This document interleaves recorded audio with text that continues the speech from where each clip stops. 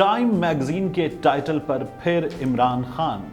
कप्तान की तस्वीर लगाकर टाइम मैगजीन ने लिखा है astonishing saga of Imran Khan, यानी इमरान खान की कामयाबी का हैरत अंगेज सफर, और यह भी कि इख्तिदार में वापसी का उनका प्लान क्या है। टाइम मैगजीन ने लिखा है कि इमरान खान को हुकूमत से बेदखल कर दिया गया और उन्हें कातिलाना हमले का सामना करना पड़ा, लेकिन आज वो पाकिस्तान में सबसे ज्यादा मकबूल सियासतदान हैं। टाइम मैगजीन के नुमाइंदे चार्ली कैम्पबेल ने यह इंटरव्यू किया है। अपने ट्वीट में उन्होंने लिखा है कि मुझे इमरान खान ने बताया कि किसी आदमी ने इस्टेब्लिशमेंट को उतना खौफजदा नहीं किया हुआ जितना इस वक्त उन्होंने कर रखा है।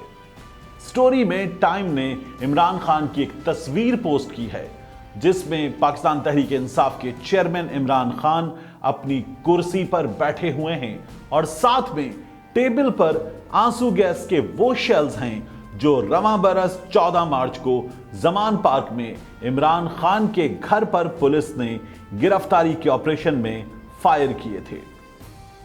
एक और तस्वीर को इस स्टोरी का हिस्सा बनाया गया है जिसमें सब कुछ बिखरा हुआ दिखाई दे रहा है।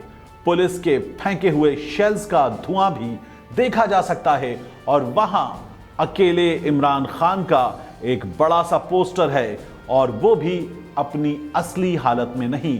जगह जगह से फटा हुआ पोस्टर इस बात की तरफ इशारा है कि तमाम तर कुव्वतें एक अकेले शख्स का मुकाबला कर रही हैं।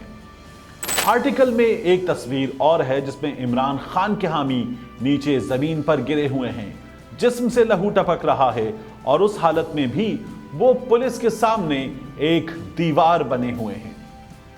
एक तस्वीर और पोस्ट की गई है जिसमें माजी के सुनहरे दौर का हवाला मौजूद है।